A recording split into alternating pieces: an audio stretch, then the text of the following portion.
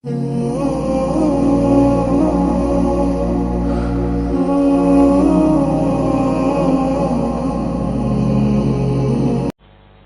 لله رب العالمين، والصلاة والسلام على سيد الأنبياء والمرسلين وعلى آله وأصحابه أجمعين.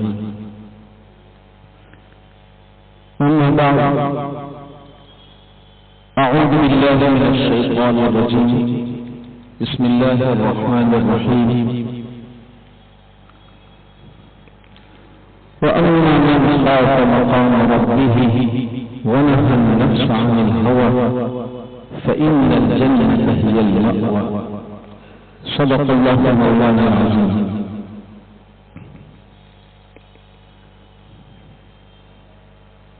جمعے کی ان بابت ساعت میں اللہ رب العزت کی عنایت، اس کی توفیق کے تحت جمعے کی ادائیگی کی فریضے کے لیے بڑے ہی شوق سے اللہ کے اس گھر میں جمع میرے نفس بزرگوں اور بھائیوں، اولا ہم اللہ رب العزت کا شکر بجا لائے کہ اس ذات نے قلوب کو نیکی کی طرف مائل کرتا ہے، قلوب کا کسی خیر کی طرف یا کسی نیکی کی طرف مائل ہونا یہ اس بات کی دلیل ہے کہ اس بندے کا اللہ رب العزت اور سرور کونین صلی اللہ تعالی علیہ وسلم سے کسی خاص قسم کا رشتہ ہے۔ میرے بزرگوں اور بھائیوں، یہ دنیا اللہ رب العزت نے اس دنیا کو جب سے آباد فرمایا ہے تب سے ساری دنیا قدیم زمانے سے لے کر جب تک اور قیامت تک لوگوں نے دیکھا اور دیکھی کہ خیر و شر کا سلسلہ برابر جاری ہے۔ اس دنیا میں خیر بھی ہے اور شر بھی۔ بہت لوگ ہیں جو خیر کی راہ میں اپنا کر اللہ رب العزت کو اور اس کے محبوب صلی اللہ علیہ وسلم کو ہمیشہ راضی رکھنے کی کوشش کرتے رہتے ہیں۔ تو کچھ بندے وہ بھی ہیں کہ خیر کی راہوں کو دیکھتے ہوئے بھی ان کے حصے میں توفیق نہ ہونے کے نتیجے میں وہ شر اور فتنوں کی راہوں کو اپنائے ہوئے۔ تو خیر و شر کا سلسلہ قدیم زمانے میں اس دنیا میں جاری ہے اور یہی انسانیت کا امتحان ہے۔ اللہ رب العزت نے اس دنیا میں آدمی کو بھیجا ہے اور ہم الحمدللہ کلمہ گو ہیں۔ ہمارا اس کو ایمان ہے کہ دنیا میں بات تمام نہیں ہو جاتی، یہ دنیا دارالامتحان ہے اور دارالمحن ہے۔ یہاں آدمی اپنے آخرت کی کھیتی اور اس کی کمائی کے لیے آیا ہے۔ اس دنیا میں آ کے آدمی آخرت کی کمائی کرتا ہے، وہاں سے توشہ اور ذخیرہ تیار کرتا ہے۔ جب خیر و شر ہے تو آدمی کے لیے دنیا میں امتحان ہوتا ہے۔ شر اس کو اتنے اصرار کے ساتھ دعوت دیتا ہے چونکہ انسان کے ساتھ نفس لگا ہوا ہے، اس سے اور ایک دشمن ہے جو شیطان ہے، اور مزید ایک دشمن ہے وہ غلط قسم کی صحبتیں ہیں۔ اب چاہے وہ موبائل کے راستے ہو یا چاہے اور میڈیا کے راستے ہو یا چاہے مختلف قسم کی مجالس ہیں، یہ مختلف دشمنان ہیں انسان کے جو اس کو شر کی اتنے اصرار سے دعوت دیتے ہیں کہ آدمی بہت چاہنے کے بعد بھی کبھی کبھی اس کے جال میں پھنس جایا کرتا ہے۔ میرے بزرگوں اور بھائیوں، 100% خیر اور نیکیوں میں رہنا یہ فرشتوں کا کام ہے۔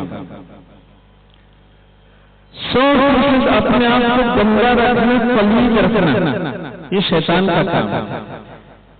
انسان وہ ہوتا ہے جس میں خیر بھی ہے شر بھی، وہ نہ تو خیر محض ہے اور نہ شر محض۔ اس دنیا میں آیا انسان وہی عقل مند کہلائے گا جو دنیا کی حقیقت کو بھی سمجھے، آخرت کا ایمان رکھے اور اپنے امتحان کی تیاری میں ہمیشہ بیدار مند رہے اور بیدار مند رہ کر اپنی زندگی گزارے۔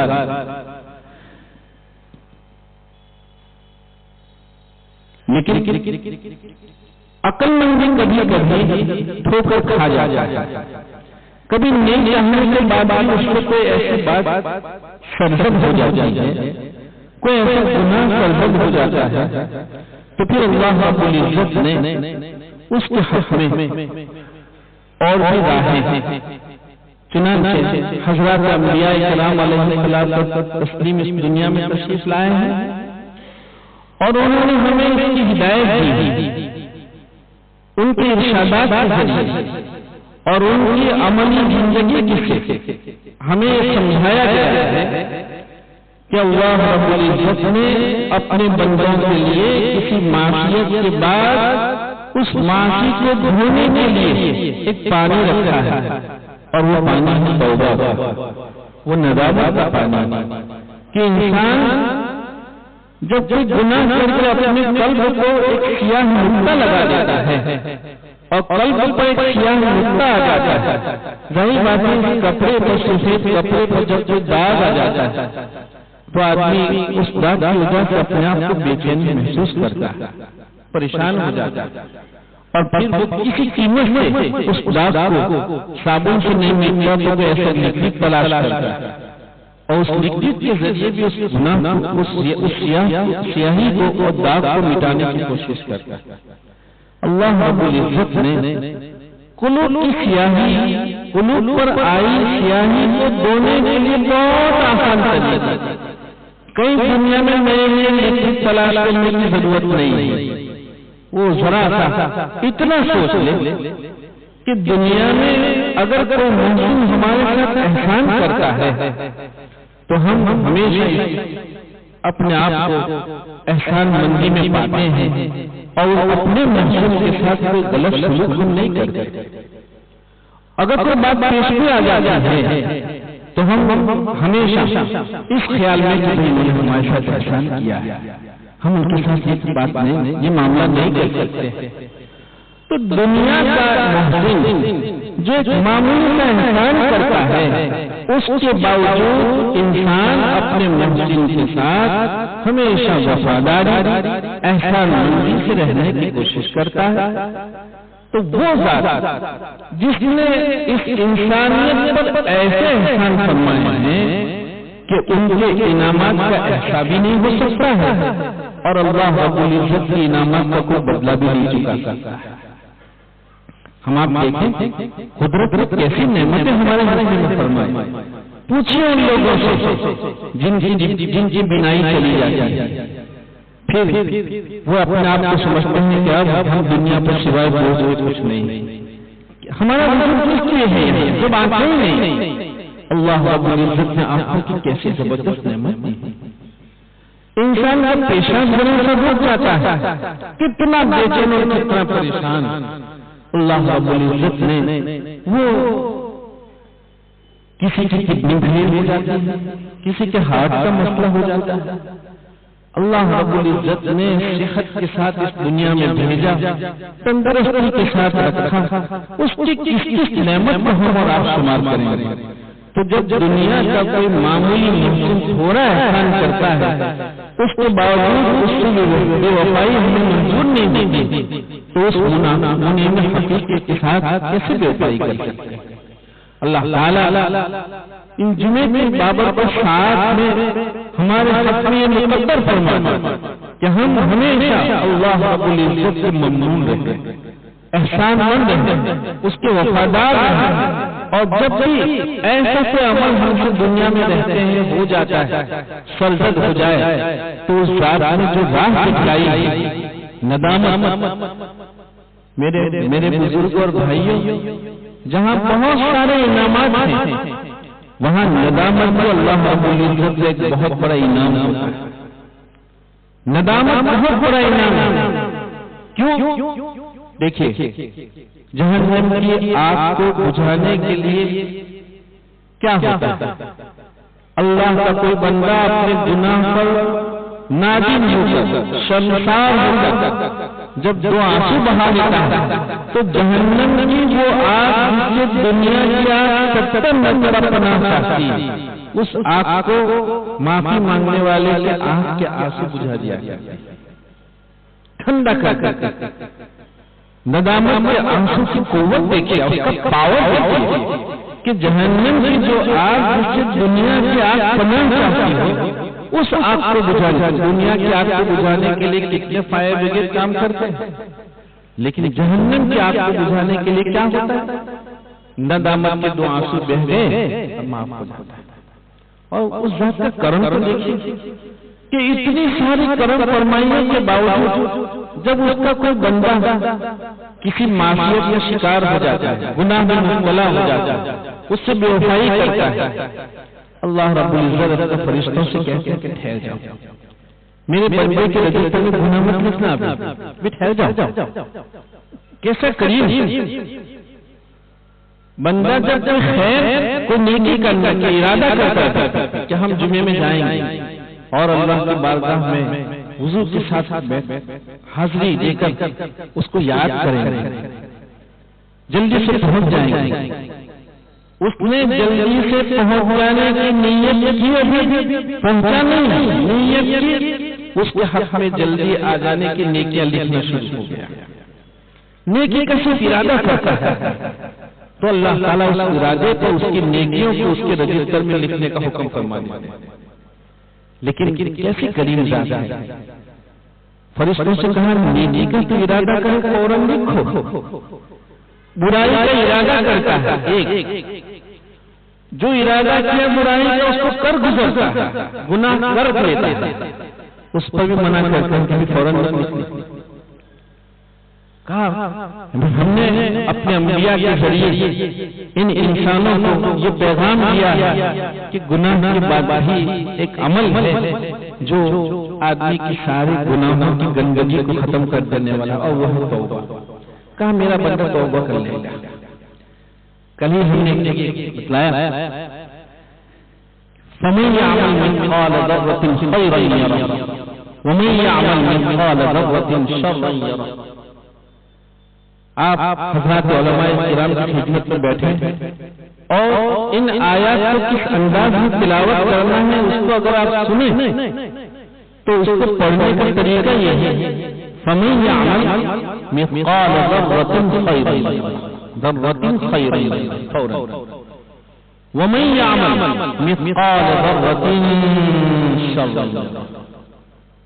گنہ کرنا، گنہ لمبا ہوتا ہے۔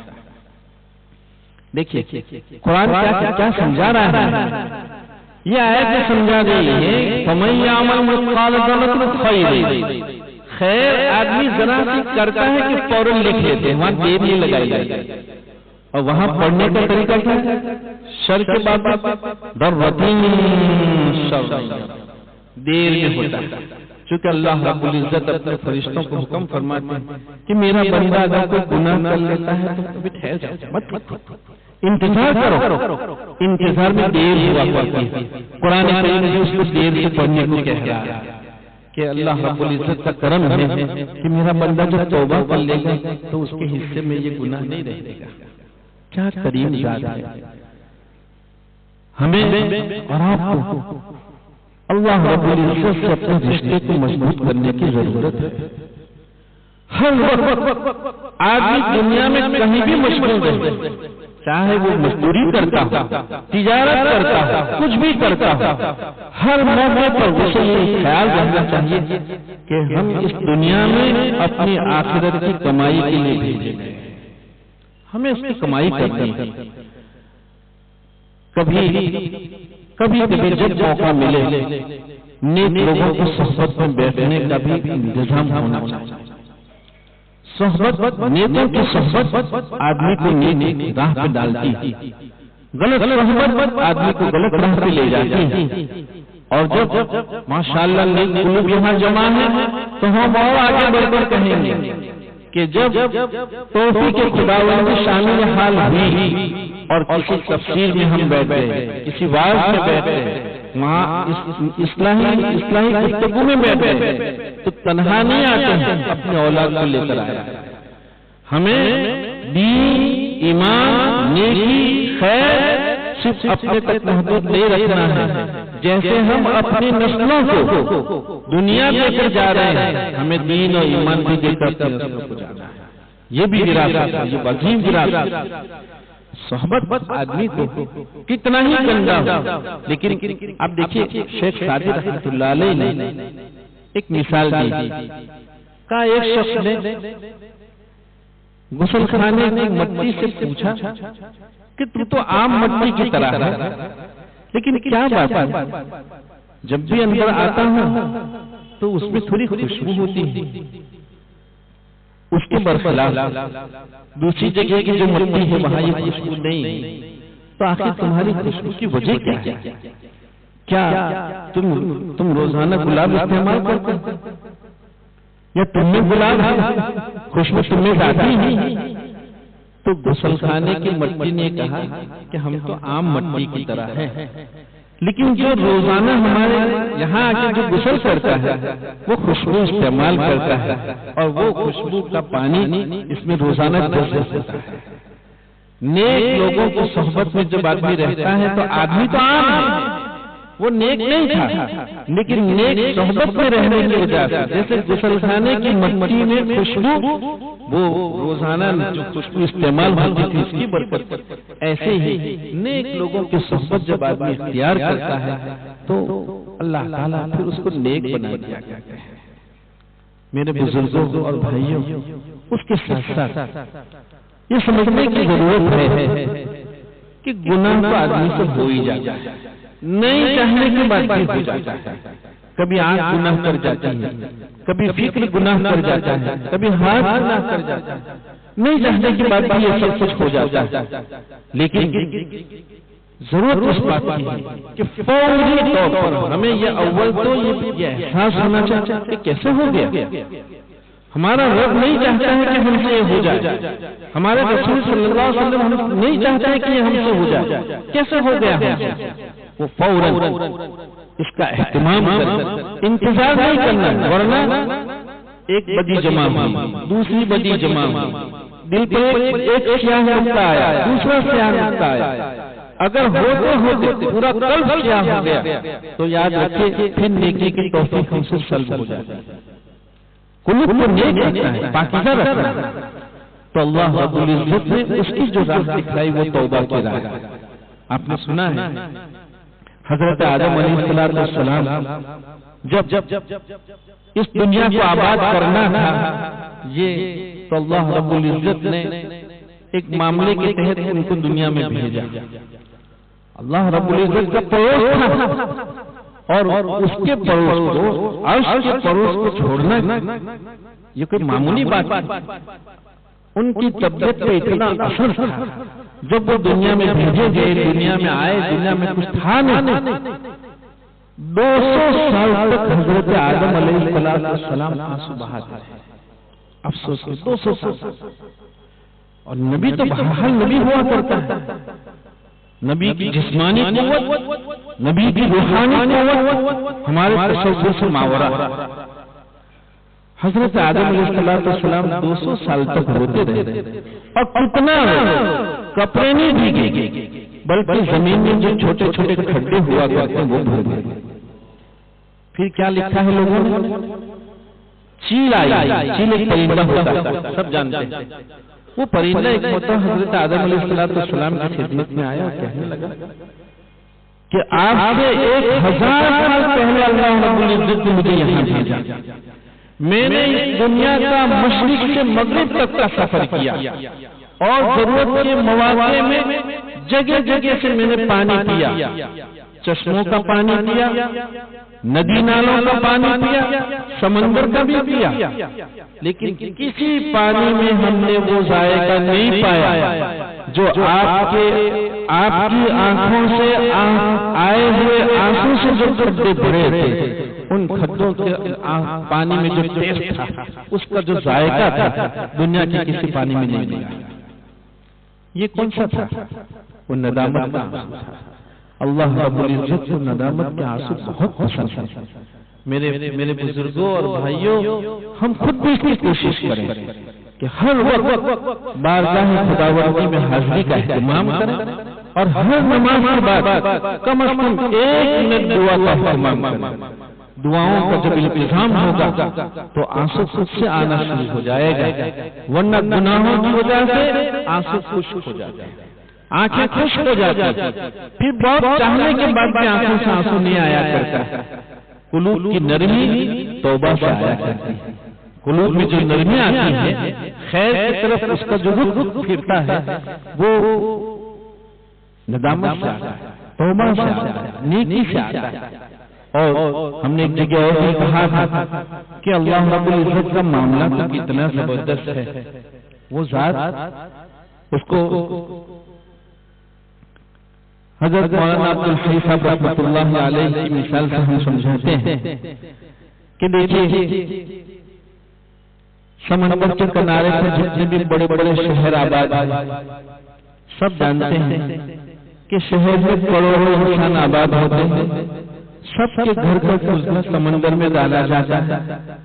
سمندر کے کنارے بالکل گندے ہوتے ہیں، لیکن جب بھرتی آتی ہے، جوار آتا ہے، تو موجیں جب آتی ہیں، کچھ ہی موجیں ہوتی ہیں جو کروڑوں انسانوں کا فضلہ جو کنارے پر پڑ کے کنارے کو ناپاک کر دیا ہے، تھوڑی دیر میں سمندر کی یہ موجیں پورا فضلہ بہا کے لے جاتی ہیں، اور وہ ناپاک فضلہ وہ سب صاف ہو جاتا ہے، پاک ہو جاتا ہے۔ پھر آپ مفتیان کرام سے پوچھیں گے تو وہاں تیمم بھی کر سکتے ہیں۔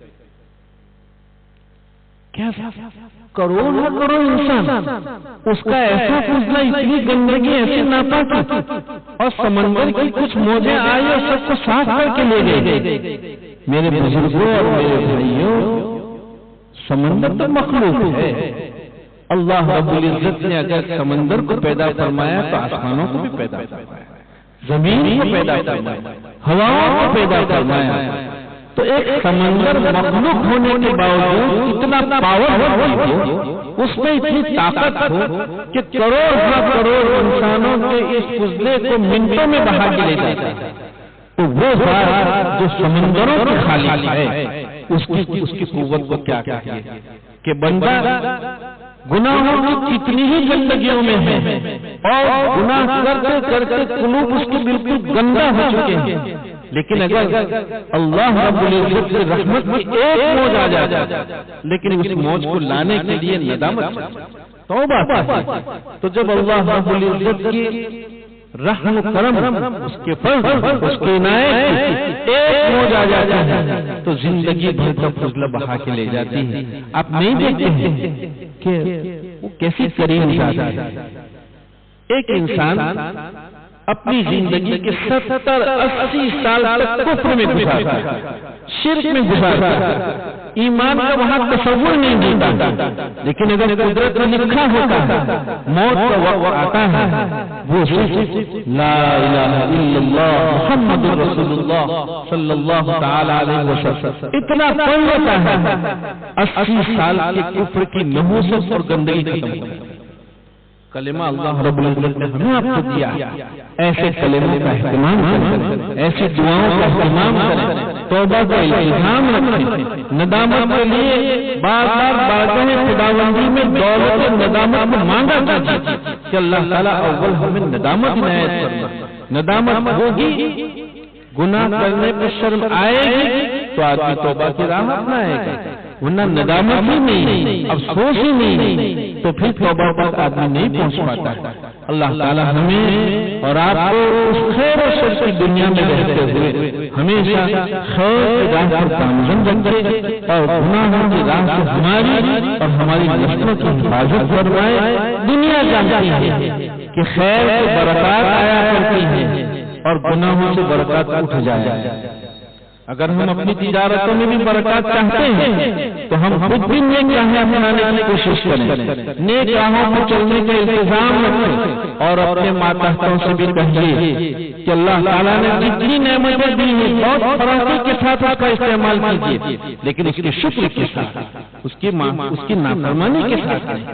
نعمتیں اللہ رب العزت نے دی ہیں، استعمال کے لیے دی، تو ہمیں بھی کوشش کرنی چاہیے ہماری نسلیں اور ہمارے ماتحتوں کے ساتھ بھی ہمیں یہ ان کے ساتھ رہتے ہوئے ہمیں انہیں یہ درس دینا ہے، ان کی ایسی تربیت کرنی ہے کہ اس ذات کی کبھی ہم سے نافرمانی نہ ہو، اور جب بھی نافرمانی ہو جائے تو ندامت ہو، توبہ ہو، اللہ رب العزت ہم سب سے راضی رہے، اس کے محبوب صلی اللہ علیہ وسلم کی بتلائے ہوئے طریقوں کو اپنانے کا ہمیں اور ہماری نسلوں میں شوق پیدا ہو۔